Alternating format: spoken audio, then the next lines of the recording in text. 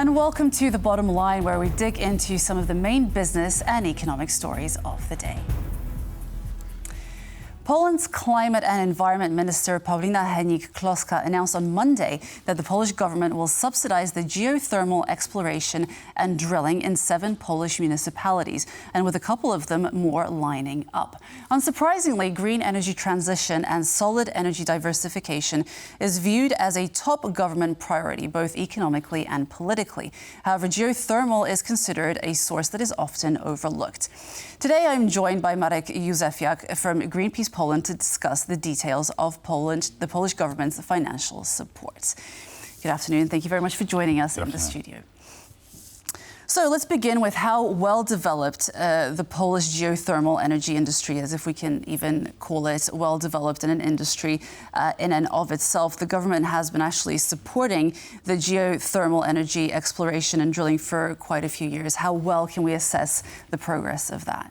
Well, there was a lot of talk about it and much less action, I would say, in the past couple of years.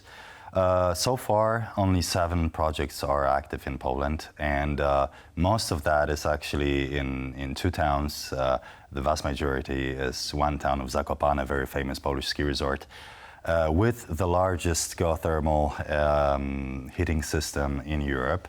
However, this only adds up to 0.4% of the whole district heating in Poland. So this is very, very, I would say, small. And it hasn't been going great in the past few years. On the other hand, this is, I would say, classical geothermal energy. But then on the other hand, we've got also heat pumps, which are also partly geothermal energy, and this market has been growing much faster. However, the biggest part of it, these are the air heat pumps. So these are, I would say, well, all of these sources have got their advantages and disadvantages. One of the disadvantages of air heat pumps is that they consume a lot of energy. They consume a lot of electricity. So, I mean, we are kind of catching up with Europe. For instance, Sweden and Finland are, I would say, at the forefront of this energy transition in heat. However, it's going slow. What we're lacking so far is a kind of long-term strategy that would show where we're headed. So far, we have to remember that Poland is the only country in Europe which is still using a lot of coal in heating, especially in individual heating. There's also a big shift there. I would say 10 years ago, roughly 70% of Polish homes were still being heated with coal, by far the largest number in the EU. Right now, it dropped below 50%. So the change is there, the change is visible, it's tangible, but there is still a long way to go. So coal, obviously moving away from coal is one of the utmost priorities when it comes to energy transition in Poland. But when it comes to implementing geothermal energy as part of the wider strategy, when can we expect geothermal energy to actually be implemented in a tangible way? Well, it's a good question. I don't know the answer. Definitely, it is a source of energy which requires, at first, large sums of money. And it is also, I would say, kind of risky because you never know what you're going to dig up there underground. When we're thinking about this classical geothermal energy, we're talking about sources of heat that are placed 3 kilometers underground. And we can guess that there is heat, but we don't know yet how big is the source. That's why there needs to be this first step towards that, and this is what we're doing right now. And we're talking only about a few towns, so it is gonna play some role, but I wouldn't say this is gonna be a major, I would say, groundbreaking step toward in the Polish energy transition. In vast terms, we can say that in a few decades, let's say until 2050, geothermal energy, this classical one, can play a role of maybe 20-30% of Polish heating system. It is something tangible, but it's not going to happen in the next few years. In the past few years, there was a lot of talk about, for instance, geothermal energy in Nowy Targ. It's a neighbor town of Zakopane in the south of Poland, where there's a huge problem with air pollution. It is one of the most polluted cities, towns in the EU.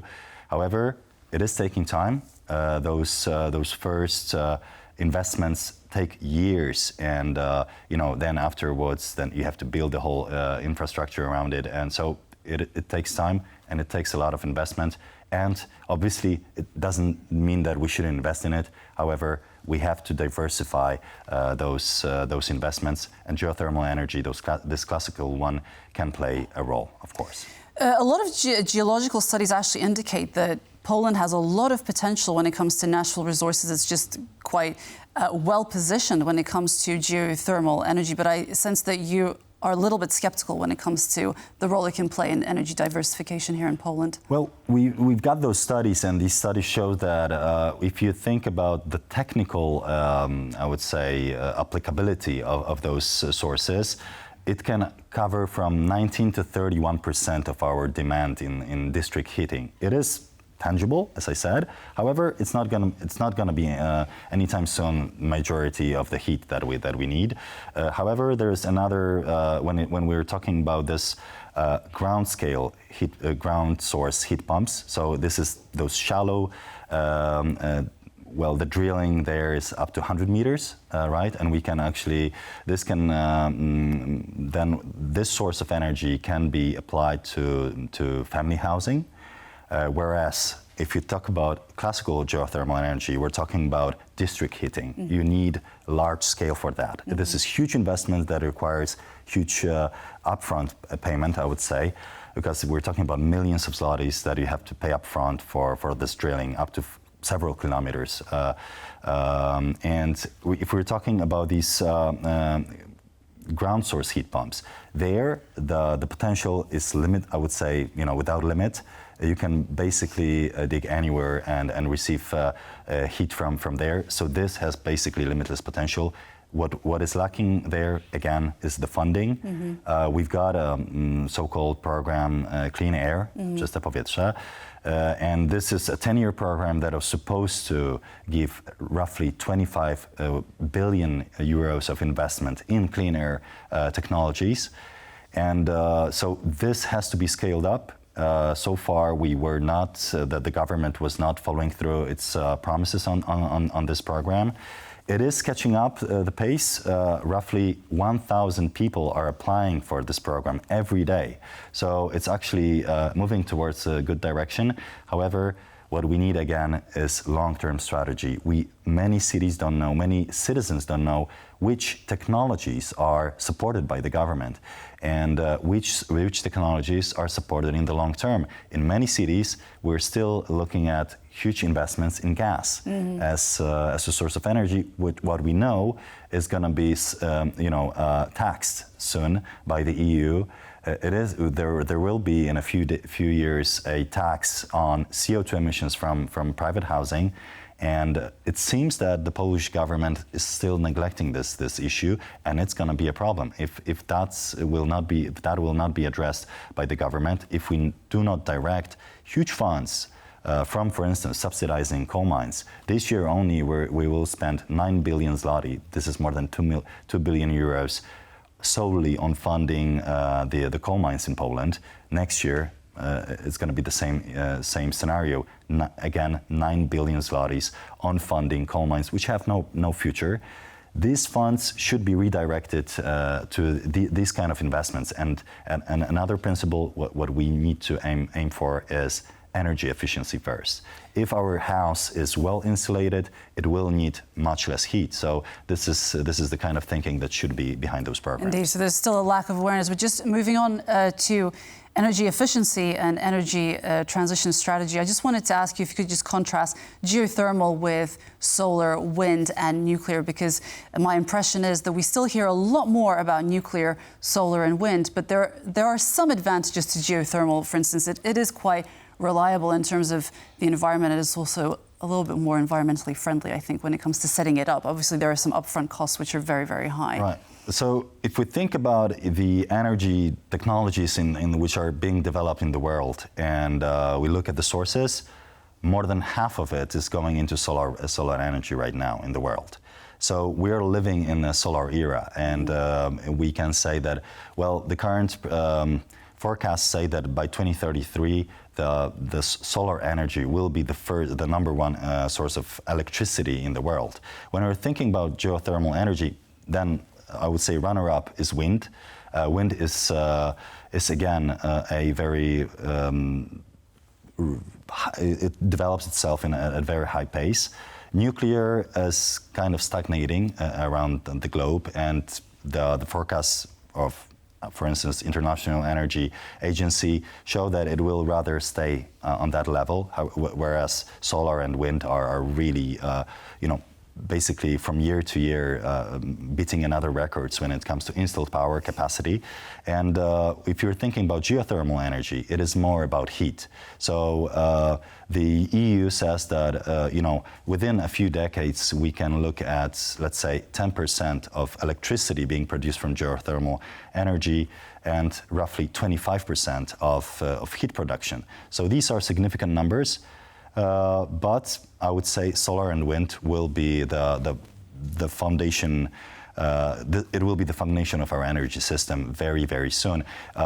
When we're talking about Polish power plants, in September it was the first month in our history where coal did not produce the majority of electricity in Poland. So there are milestones that we are achieving basically every month. So in September, coal produced 48% of electricity in Poland. Renewables, primarily wind, produced 37%. So things are changing. Things are changing fast. Again, in electricity production, what we lack is long-term strategy. Right now, the energy strategy of Poland says that we're gonna extract coal until 2049.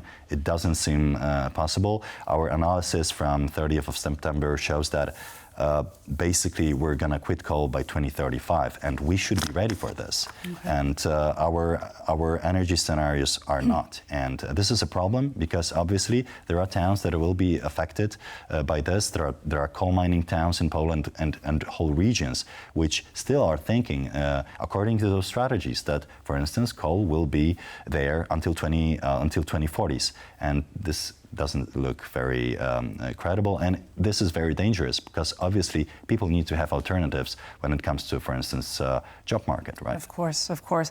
Marek Józefiak, thank you very much for joining us today. Thank you.